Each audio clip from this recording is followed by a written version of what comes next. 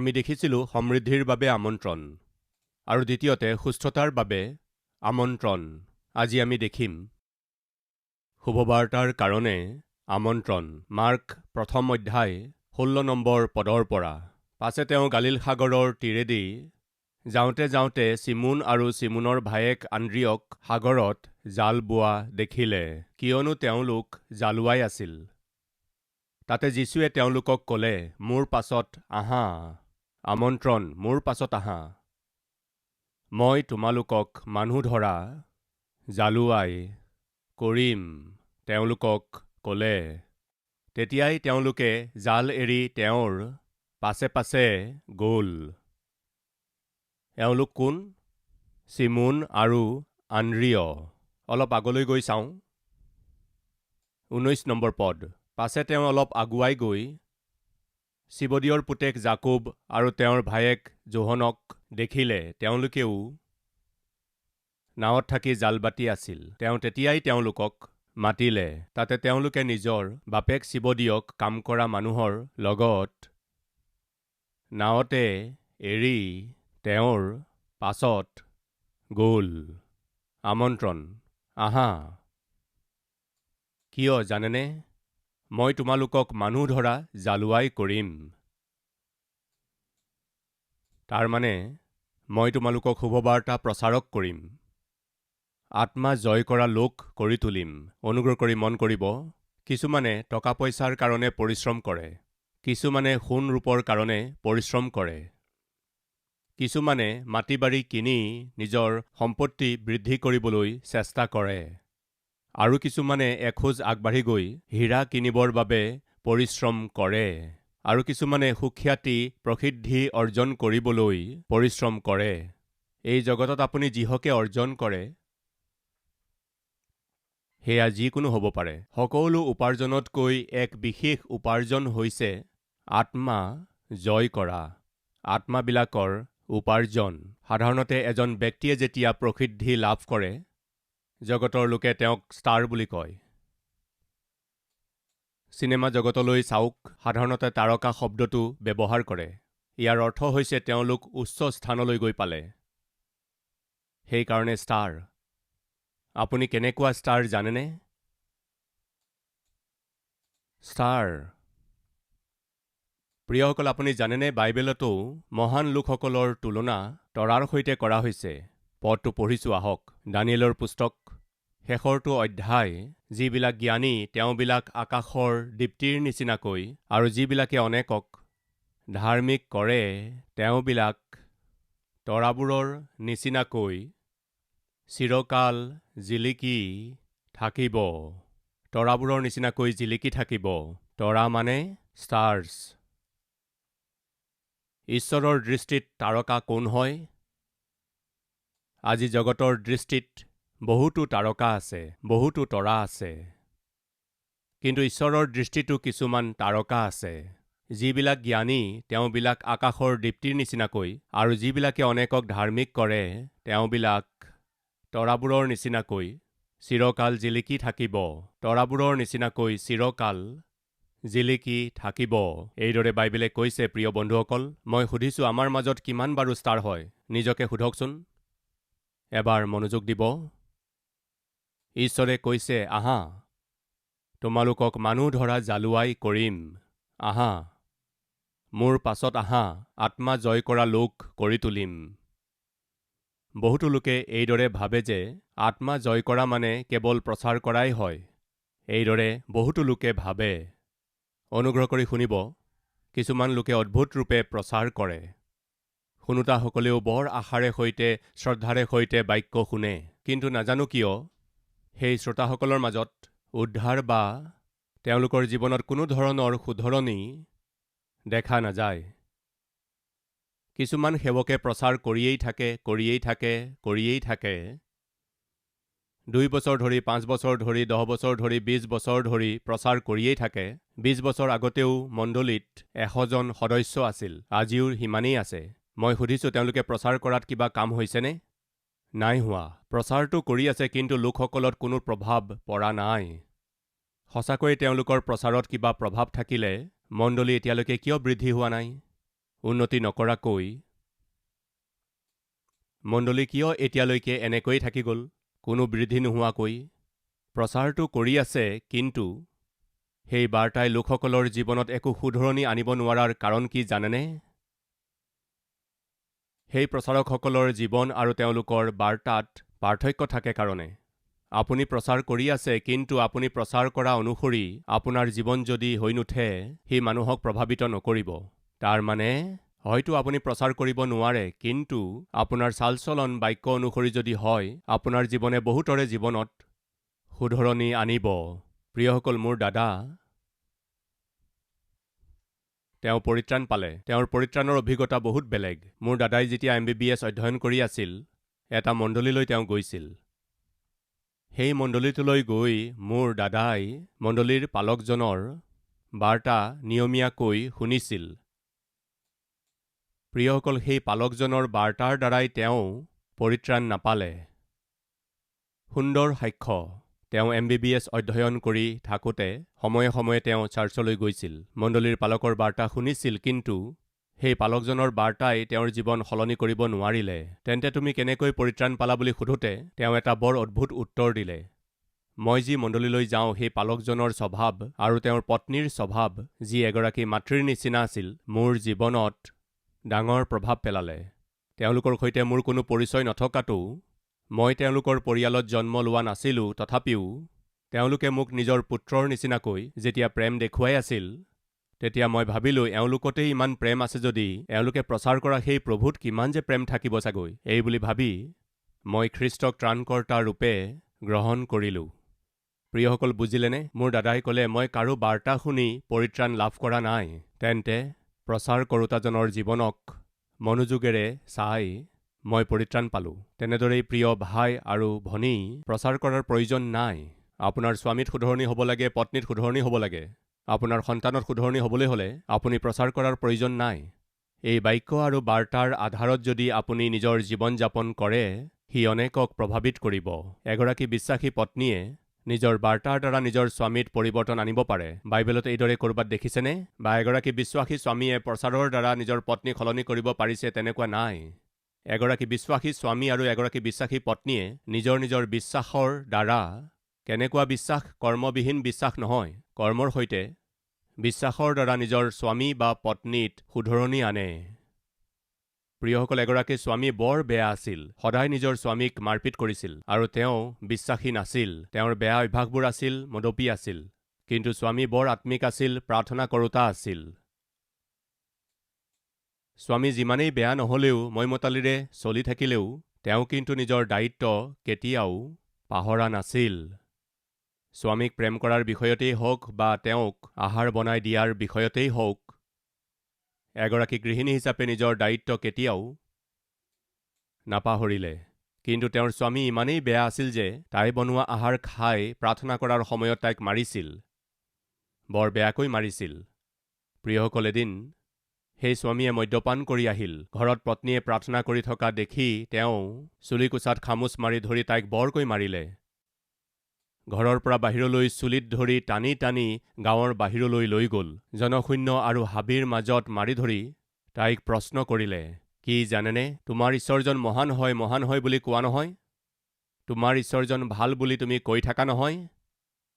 তোমাৰ ঈশ্বৰে সহায় কৰে তুমি এই বুলি কোৱা নহয়? এতিয়া কোৱাচোন, মই তোমাক ইমান মাৰিলোঁ, ঘৰৰ পৰা টানি টানি চোঁচৰাই আনিলোঁ আৰু ইয়ালৈ আনি মাৰধৰ কৰিলোঁ। এতিয়া কোৱা, তোমাৰ ঈশ্বৰে কি কৰিলে? কোৱা। এতিয়া তোমাক মাৰি মাৰি আনিলোঁ, গাঁৱৰ বাহিৰলৈ আনি মাৰিলোঁ, তোমাৰ ঈশ্বৰে কি কৰি আছে? কি কৰিলে কোৱা? কি কৰিব পাৰে কোৱা? এয়া আছিল সেই মূৰ্খৰ প্ৰশ্ন। তাই কান্দি কান্দি, চকুলো টুকি টুকি স্বামীক কি ক'লে জানেনে? তুমি সকলোৰে আগত মোক অসন্মান কৰি, চুলিত ধৰি মাৰপিট কৰি টানি টানি চোঁচৰাই আনিলা আৰু মোক সুধি আছা, তোমাৰ ঈশ্বৰে কি কৰিলে, কি কৰিব এই বুলি প্ৰশ্ন কৰিছা? তুমি মোক যিমানেই দুখ নিদিয়া কিয়, মোৰ প্ৰভুৱে কি কৰিলে জানানে? কি কৰিলে? তোমাক ক্ষমা কৰিব পৰা মন এটা দিছে। ইমানৰ পাছতো মই তোমাক প্ৰেম কৰোঁ, তেনেকুৱা মন মোক দিছে। ইয়াতকৈ বেছি আৰু কি কৰিব লাগে? এই কথা শুনি তেওঁৰ স্বামীজন আচৰিত হৈ তাইক ক'বলৈ ধৰিলে, ইমানকৈ মাৰপিট কৰাৰ পাছতো মোৰ ওপৰত তোমাৰ খং উঠা নাইনে? ইমানকৈ মাৰপিট কৰাৰ পাছতো তুমি মোক প্ৰেম কৰি আছা, মোক ক্ষমা কৰি আছা, মোক ইমান আদৰ কৰি আছা। তোমাৰ ঈশ্বৰজন সাধাৰণ নহয়। এই মহিলাগৰাকীৰ প্ৰচাৰৰ দ্বাৰা স্বামীজন সলনি নহ'ল, বৰং তেওঁৰ জীৱনৰ দ্বাৰা হ'ল। প্ৰিয়সকল, আজি সকলোকে ঈশ্বৰে মাতি আছে, আহা, মই তোমালোকক মানুহ ধৰা জালুৱাই কৰিম। প্ৰিয় ভনী, ঈশ্বৰে আপোনাক এনেকুৱা স্বামী কিয় দিছে জানেনে? আপোনাৰ প্ৰেমৰ দ্বাৰা, আত্মিকতাৰ দ্বাৰা স্বামীক পৰিত্ৰাণলৈ আনিবৰ বাবে। প্ৰিয় ভাই, শুনিছেনে? ঈশ্বৰে আপোনাক এনেকুৱা পত্নী কিয় দিছে জানেনে? যাতে আপোনাৰ আদৰ্শময় জীৱনৰ দ্বাৰা,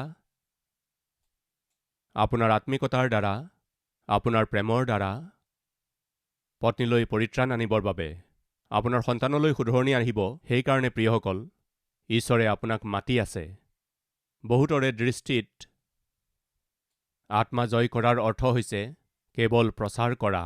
নহয় প্ৰিয়সকল, আত্মা জয় কৰাটো প্ৰচাৰ কৰাৰ দ্বাৰা নহয়, তেন্তে আপোনাৰ স্বভাৱৰ দ্বাৰা, আপোনাৰ সাক্ষ্যৰ দ্বাৰা। শুনিব, বাহিনী নামৰ দুষ্ট আত্মাই ধৰা ব্যক্তিজনক যেতিয়া মুক্ত কৰা হ'ল, তেওঁ প্ৰভুক ক'লে, মই আপোনাৰ সৈতে যাম। তেতিয়া প্ৰভুৱে ক'লে, সৰ্বপ্ৰথমে তুমি নিজৰ ঘৰলৈ গৈ মই তোমালৈ যি কৰিলোঁ তাক তেওঁলোকক দেখুওৱা। ঘৰলৈ গৈ তোমাত ঘটা পৰিৱৰ্তনটো দেখুওৱা। তোমাৰ ঘৰৰ মানুহে তাক চাব লাগে। শুনিছেনে প্ৰিয় ভাই ভনীসকল? ঈশ্বৰে আজি আপোনাক মাতিছে, আহা, আত্মা জয় কৰা লোক তোমাক কৰি তুলিম। সৰ্বপ্ৰথমে আপুনি নিজৰ পৰিয়ালৰ লোকসকলক বচাওক। প্ৰিয়সকল, দ্বিতীয়তে শুভবাৰ্তা প্ৰচাৰৰ কাৰ্য কৰিবলৈকো প্ৰভুৱে মাতিব পাৰে। হয়তো ঈশ্বৰে এই সময়ত পৰিচৰ্যালৈ আমন্ত্ৰণ আপোনাক দি আছে। হয়তো পৰিচৰ্যা কৰাৰ আমন্ত্ৰণ ঈশ্বৰে আপোনাক দি আছে। যদি আমন্ত্ৰণ দি আছে, তেন্তে তাক গ্ৰহণ কৰাটো আপোনালৈ আশীৰ্বাদ। ঈশ্বৰে যেতিয়া মাতে, আহা বুলি কয়, অজুহাত দেখুৱাই ঈশ্বৰৰ পৰা যদি আপুনি আঁতৰি যায়, তেন্তে আপোনাৰ বাবে সেয়া ভাল কথা নহয়। এগৰাকী জীয়েকে নিজৰ বাপেকৰ ওচৰলৈ আহি কৈছিল, ডেডি, মই পৰিচৰ্যালৈ যাম। আপুনি মোক মেডিকেল পঢ়ালে। অমুক স্থানত বহুতো লোক বেমাৰত পৰি সমস্যাত পৰিছে, কষ্ট পাই আছে, মৰি আছে। আমাৰ মণ্ডলীৰ কিছুমানে দল এটা কৰি সেই স্থানলৈ গৈ খ্ৰীষ্টৰ প্ৰেম কাৰ্যত দেখুৱাব লাগে, তেওঁলোকৰ ওচৰলৈ যাব লাগে, তেনেকৈ চেষ্টা কৰি আছে। ডেডি, ময়ো যাম ডেডি। তেতিয়া বাপেকে কি ক'লে জানেনে? আইজনী, মই তোমাক নেদেখাকৈ থাকিব নোৱাৰোঁ। মই সকলো জানো যদিও মই তোমাক সেই কঠিন আৰু কষ্টদায়ক স্থানলৈ পঠিয়াব নোৱাৰোঁ। এয়া আছিল বাপেকৰ উত্তৰ। তেতিয়া জীয়েকে বাপেকক বিৰোধ নকৰি ঠিক আছে বুলি কৈ নিজৰ নিয়মিত কামত আনদিনাৰ দৰে তাই গুচি গ'ল। তাৰ কেইদিনমানৰ পাছত এই বাপেকজনৰ চকু অলপ ঢুলঢুলীয়া দেখিছিল যেতিয়া তেওঁ এজন বন্ধুৰ ওচৰলৈ দেখুৱাবলৈ গ'ল, যিজন ডক্তৰ আছিল। সেই ডক্তৰে সকলো পৰীক্ষা নিৰীক্ষা কৰি বৰ দুখ মনেৰে সৈতে সেই ব্যক্তিজনক ক'বলৈ ধৰিলে, ভাই, মই তোমাক কেনেকৈ কওঁ বুজি পোৱা নাই, কিন্তু ক'বতো লাগিবই। কি হ'ল? শীঘ্ৰে তুমি নিজৰ দুয়োটা চকু হেৰুৱাই পেলাবা। অতি সোনকালে তুমি নিজৰ দৃষ্টিশক্তি হেৰুৱাবা। মই তোমাক কেনেকৈ কওঁ বুজি পোৱা নাই। সেইকাৰণে তুমি যাক চাবলৈ বিচাৰা তেওঁলোকক মাতি আনি চাই লোৱা, কিয়নো অতি সোনকালে তুমি নিজৰ দৃষ্টিশক্তি হেৰুৱাবা। সন্মুখত বহি থকা ব্যক্তিজনে, যিজনে দৃষ্টিশক্তি হেৰুৱাব, সেই বাপেকজনে মৌন হৈ বহি আছিল, চকুৰে চকুলো বৈ আহিছিল। তুমি যাক বৰ মৰম কৰা তেওঁক মাতি আনি তেওঁক চাই লোৱা বুলি কওঁতে কিয় কান্দিছা ভাই? মই এই কাৰণে কন্দা নাই যে মোৰ চকুহাল যাব। তেন্তে ঈশ্বৰে মোৰ ছোৱালীজনীক পৰিচৰ্যালৈ আমন্ত্ৰণ কৰোঁতে মই তাইক যাবলৈ নিদিলোঁ। হয়তো মই এই অন্ধ হ'বলগীয়া অৱস্থালৈ গৈ আছোঁ। এই সত্যক অনুভৱ কৰি মই দুখ পাইছোঁ। মোৰ ছোৱালীজনীয়ে পৰিচৰ্যালৈ যাম বুলি কৈছিল। ঈশ্বৰে মাতিছে, মই তাইক যাবলৈ নিদিলোঁ। মই ক'লো, মই তোমাক নেদেখাকৈ থাকিব নোৱাৰোঁ, সেইকাৰণে মই তোমাক নপঠাওঁ। ভাই, হয়তো সেইকাৰণে ঈশ্বৰে মোৰ দৃষ্টিশক্তিকেই দূৰ কৰি আছে। অনুগ্ৰহ কৰি মন কৰিব, ঈশ্বৰে পৰিচৰ্যালৈ আপোনাক মাতিলে, তেতিয়া আপুনি ঈশ্বৰৰ বাক্যৰ ভুল অৰ্থ নুলিয়াব। ঈশ্বৰে মহিলাসকলক যি পৰিচৰ্যা দিছে তেওঁলোকে কৰিব লাগে। পুৰুষসকলক যি পৰিচৰ্যা দিব লাগে ঈশ্বৰে তাক পুৰুষসকলক দিলে। মহিলাসকলৰ পৰিচৰ্যা কি বাইবেলত পঢ়ক, আপুনি বুজি পাই যাব। পুৰুষসকলৰ পৰিচৰ্যা কি বাইবেলত পঢ়ক, আপুনি বুজি পাই যাব।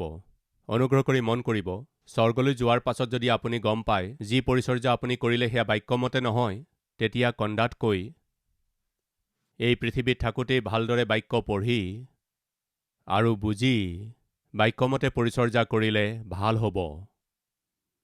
বাক্যত লিখিছে, প্ৰভু প্ৰভু প্ৰভু এই বুলি বহুতেই মোৰ ওচৰলৈ আহিব। তোমাৰ নামেৰে আমি বহুতক সুস্থ কৰিলোঁ, অসুচী আত্মা দুষ্ট আত্মাবোৰ খেদিলোঁ, আচৰিত কাৰ্য আৰু অদ্ভুত কাৰ্য কৰিলোঁ, এই বুলি বহুতো লোকে মোক ক'ব। হয় প্ৰিয়সকল, তেতিয়া প্ৰভুৱে ক'ব, তুমি কোন, মই তোমাক চিনি নাপাওঁ। হে কুকৰ্মীসকল, মোৰ ওচৰৰ পৰা আঁতৰি যোৱা। কুকৰ্ম মানে জানেনে? যিটো উচিত কাম নহয়। বাক্য অনুসৰি কৰা কাৰ্য সুকৰ্ম আৰু বাক্যৰ বিৰুদ্ধে কৰা কাৰ্য কুকৰ্ম। আজি বহুতো লোকে বাক্যৰ বিপৰীতে পৰিচৰ্যা কৰি এই বুলি কয়, এই পৰিচৰ্যাৰ দ্বাৰা ঈশ্বৰ সন্তুষ্ট আৰু এই পৰিচৰ্যাক ঈশ্বৰে আদৰ কৰে বুলি কোৱা লোকসকলক আমি কি ক'ম? মূৰ্খ বুলি নকমনে বাৰু? কিছুমানে প্ৰশ্ন কৰিব পাৰে, ব্ৰাদাৰ এক মিনিট ৰ'ব, যদি তেওঁলোক সেৱক নহয় আৰু ঈশ্বৰৰ ইচ্ছা অনুসৰি যদি তেওঁলোকে সেৱা কৰা নাই, সুস্থতা কেনেকৈ হৈছে, আচৰিত কাৰ্যবোৰ কেনেকৈ হৈছে, দুষ্ট আত্মা কেনেকৈ ওলাই আছে, মণ্ডলী কেনেকৈ উন্নতি হৈ আছে? প্ৰশ্ন কৰিব পাৰে। প্ৰিয়সকল, এদিন ঈশ্বৰে মুচিক কৈছিল, তুমি গৈ সেই শিলটোক আজ্ঞা দিবা। কিন্তু মুচিয়ে গৈ ঈশ্বৰৰ বাক্যৰ বিৰুদ্ধে গৈ তেওঁ সেই শিলটোক আঘাত কৰিলে। এইদৰে তেওঁ শিলটোক আঘাত কৰাৰ দ্বাৰা তেওঁ ঈশ্বৰৰ বাক্যৰ বিৰুদ্ধে যেতিয়া কাৰ্য কৰিলে, তেতিয়াও আচৰিত কাৰ্য হ'ল, সেই শিলটোৰ পৰা পানী তীব্ৰতাৰে ওলাবলৈ ধৰিলে। ঈশ্বৰে কথা ক'বলৈহে কৈছিল, কিন্তু মুচিয়ে কি কৰিলে? শিলটোক আঘাত কৰিলে। তেওঁ ভুল কৰা সত্ত্বেও সেইদিনা শিলৰ পৰা পানী ওলাল। সকলো লোকে দেখিলে যে মুচিয়ে গৈ নিজৰ লাঠিৰে শিলটোক আঘাত কৰাত সেই শিলটোৰ পৰা তীব্ৰতাৰে পানী ওলাল। বা কেনেকুৱা আচৰিত কাম, এই বুলি সকলোৱে ক'বলৈ ধৰিলে। যদি আজিৰ নিচিনাকৈ মিডিয়াৰ মানুহ থকাহেঁতেন, সকলো নিউজ পেপাৰত আৰু টিভিত ব্ৰেকিং নিউজ কি হ'লহেঁতেন জানেনে? মহান আচৰিত কৰ্ম। এজন সেৱক, এজন প্ৰচাৰকে এটা শিলক যেতিয়া লাঠিৰে আঘাত কৰিলে, সেই শিলটোৰ পৰা লাখ লাখ লোকে পান কৰিব পৰাকৈ পানী তীব্ৰতাৰে ওলাই আহিল, এই বুলি অতিৰঞ্জিত কৰি পেপাৰতো আহিলহেঁতেন বা নিউজ চেনেলতো আহিলহেঁতেন, ব্ৰেকিং নিউজ হৈ গ'লহেঁতেন। কিন্তু ঈশ্বৰে যেতিয়া স্বৰ্গৰ পৰা দেখিলে, মুচি তুমি এয়া কি কৰিলা, তুমি এয়া কি কৰিলা? মানুহে তোমাৰ আচৰিত কৰ্ম দেখিছে চাগৈ, কিন্তু মই তোমাৰ অবাধ্যতা দেখিছোঁ। মুচি, তুমি যেতিয়া শিলটোক আঘাত কৰিলা, পানী ওলাল আৰু সকলো লোকে আচৰিত হৈ তোমাৰ প্ৰশংসা কৰিছে চাগৈ, কিন্তু শুনা মুচি, মই তোমাক প্ৰতিজ্ঞাৰ দেশত ভৰি দিবলৈ নিদিম। যি প্ৰতিজ্ঞাৰ দেশলৈ প্ৰজাসকলক তুমি লৈ যাবলৈ আশা কৰিছা, তেওঁলোকক তুমি কোনোপধ্যে নিব নোৱাৰিবা। কিয় ঈশ্বৰ? মই তোমাক প্ৰতিজ্ঞাৰ সেই দেশলৈ যাব নিদিম, প্ৰৱেশ কৰিবলৈ নিদিম। প্ৰিয়সকল, মন কৰিব, আচৰিত কাৰ্য আৰু অদ্ভুত কাৰ্য, সুস্থতা, দুষ্ট আত্মাবোৰ খেদা, এইবোৰ হৈ আছে সেইকাৰণে এনেকুৱা পৰিচৰ্যাত ঈশ্বৰ সন্তুষ্ট হয়। এই পৰিচৰ্যা ঈশ্বৰৰ ইচ্ছা অনুসৰি হৈছে, এই ভ্ৰমত নাথাকিব। প্ৰিয়সকল, মই এইবুলি কৈ সুস্থতাৰ কাৰণে প্ৰাৰ্থনা কৰা পালকসকলক নাইবা ঈশ্বৰৰ মহান সামৰ্থৰে ঈশ্বৰৰ ইচ্ছা অনুসৰি আচৰিত কাৰ্য আৰু অদ্ভুত কাৰ্য কৰা লোকসকলৰ আৰু দুষ্ট আত্মা খেদাবিলাকৰ সতীশ কুমাৰে কেতিয়াও বিৰোধ নকৰে। বাক্য অনুসৰি যিয়ে ঈশ্বৰৰ ইচ্ছা অনুসৰি, ঈশ্বৰে কোৱা অনুসৰি শুভবাৰ্তা প্ৰচাৰ কৰে, বাক্য প্ৰচাৰ কৰে, মণ্ডলী স্থাপন কৰে বা পৰিচৰ্যা কৰে, তেতিয়া সতীশ কুমাৰ নিশ্চয় আনন্দিত হয়, প্ৰসন্ন হয়, এনেকুৱা লোকক উৎসাহিত কৰে। কিন্তু যিসকলে বাক্যৰ বিৰুদ্ধে চলি থাকি বাক্যত যিবোৰ নাই সেইবোৰ সকলো কৰি এয়া ঈশ্বৰৰ ইচ্ছা এই বুলি কোৱা লোকসকলক সতীশ কুমাৰে কেতিয়াও উৎসাহিত নকৰে। প্ৰিয়সকলে, এনেকুৱা লোকৰ বিষয়ে বাইবেলত প্ৰভু যীশুৱে কৈছে, সেইদিনা বহুতো লোকে মোৰ ওচৰলৈ আহি ক'ব, প্ৰভু, আমি তোমাৰ নামেৰে দুষ্ট আত্মাবোৰ খেদিলোঁ, আমি তোমাৰ নামত আচৰিত কাৰ্যবোৰ কৰিলোঁ, তোমাৰ নামতেই ভাবুক্তি প্ৰচাৰ কৰিলোঁ, তোমাৰ নামতেই এই সকলোবোৰ কৰিলোঁ। তেতিয়া যীশুখ্ৰীষ্টৰ উত্তৰ কি জানেনে? হে কুকৰ্মীকাৰীসকল, মোৰ ওচৰৰ পৰা যোৱা, তোমালোক কোন মই নাজানো। সেইদিনা এই কথা প্ৰভুৰ পৰা শুনাতকৈ ভাল হ'ব। আজি প্ৰিয় ভাই আৰু ভনী, বাক্য অনুসৰি চলি পৰিচৰ্যা কৰক। আজি বহুতৰে মনত বহুতো প্ৰশ্ন আছে। যেনেকৈ সিংহক দেখি শিয়ালে লোৰ দাগ দি নিজৰ শৰীৰত চিন দিলে, তেনেকৈ আজি বহুতো লোকে ইজনে আনজনক দেখি নকল কৰি আছে। সাৱধান, যিদিনা স্বৰ্গলৈ যাব, সেইদিনা স্বৰ্গৰ দুৱাৰ বন্ধ হ'ব। বন্ধ কৰা হোৱা দুৱাৰৰ আগলৈ গৈ নিজৰ দাগবোৰ দেখুৱালে একো লাভ নহ'ব। প্ৰিয় ভাই আৰু ভনী, বাক্যই হৈছে আধাৰ। বাক্য অনুসৰি চলি বাক্য অনুসৰি পৰিচৰ্যা কৰিলেহে আশীৰ্বাদ পাব। মহিলাসকলক ঈশ্বৰে যি পৰিচৰ্যা দিব লাগে দিছে, আৰু যি পৰিচৰ্যা পুৰুষসকলক দিব লাগে তাক পুৰুষক দিছে। কোনে কি পৰিচৰ্যা কৰিব লাগে এই পবিত্ৰ শাস্ত্ৰত ঈশ্বৰে স্পষ্ট কৰিছে। আপুনি যদি সত্যক জানিবলৈ ইচ্ছা কৰে, সত্যৰ বিষয়ে ক'বলৈ পবিত্ৰ আত্মা ঈশ্বৰ প্ৰস্তুত। পবিত্ৰ আত্মা ঈশ্বৰে সত্যক প্ৰকাশ কৰিব লাগে। এইদৰে ইচ্ছা কৰা সত্ত্বেও অসত্যকেই সাৱটি ধৰি নিজৰ মৈমতালিৰে চলা লোকসকলো আছে। লাগিলে যিয়েই নহওক শুনক, ঈশ্বৰে মাতি আছে। কিয়? আত্মা জয় কৰিবৰ বাবে। সেয়া পৰিয়ালত হ'ব পাৰে, পৰিয়ালৰ বাহিৰতো হ'ব পাৰে। পৰিয়ালৰ এয়া সকলোৰে দায়িত্ব আছে। আত্মা জয় কৰাৰ দায়িত্ব প্ৰতিজন স্বামীৰ আছে, পত্নীসকলৰো আছে। তেনেকৈ আমাৰ সকলোৰে আছে। অৱশেষত সন্তানৰ ওপৰতো এই দায়িত্ব আছে। শুভবাৰ্তা প্ৰচাৰ কৰা আৰু বাক্য প্ৰচাৰ কৰাটো ঈশ্বৰে কৰিবলৈ দিয়া, পৰিচৰ্যা কৰাটো ঈশ্বৰৰ ইচ্ছা অনুসৰি হ'ব লাগে।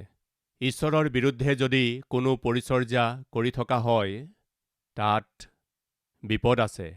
স্বৰ্গলৈ যোৱাৰ পৰা বঞ্চিত হ'ব পাৰে, তেনেকুৱা বিপদ আছে। এই সত্যক জানিলে কিমান যে ভাল হ'ব। ঈশ্বৰে সেইদিনা আমন্ত্ৰণ দিলে। কিয়? সমৃদ্ধি দিবৰ কাৰণে, সুস্থতা দিবৰ কাৰণে, শুভবাৰ্তা লৈ যাবৰ বাবে। হয়তো আজি ঈশ্বৰে আপোনাক মাতি আছে সমৃদ্ধিৰ জীৱন যাপন কৰিবলৈ, শাৰীৰিকভাৱে, আত্মিকভাৱে, নাইবা মানসিকভাৱে সুস্থতা লাভ কৰিবৰ বাবে, নাইবা শুভবাৰ্তাক কাৰ্যত ৰূপ দি লোকসকললৈ লৈ গৈ আত্মা জয় কৰিবৰ বাবে।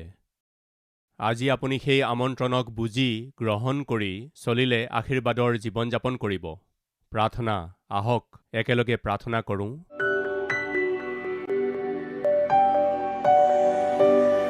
মহান পবিত্ৰ প্ৰেমময় পিতৃ ঈশ্বৰ, পোনপটীয়া স্পষ্টকৈ আজি আমাক কথা ক'লে।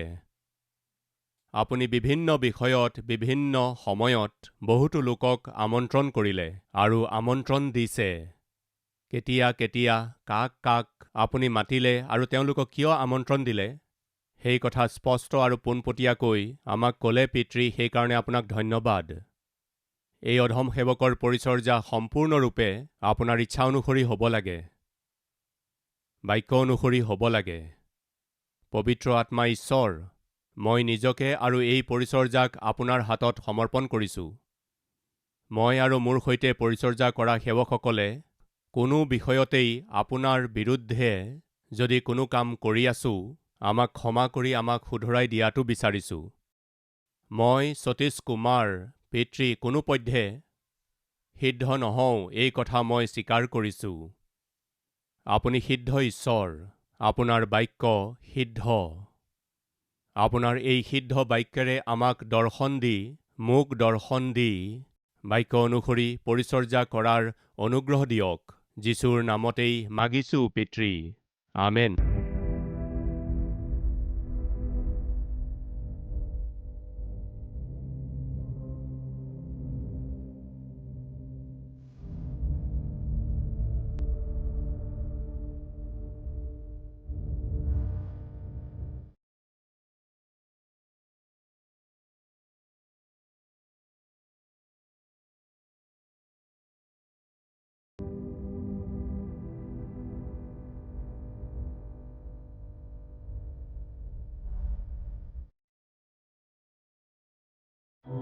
আমাৰ ঠিকনা কালবাৰী, পোষ্টবক্স নম্বৰ 30, কুকাটপল্লী, হায়দৰাবাদ 72।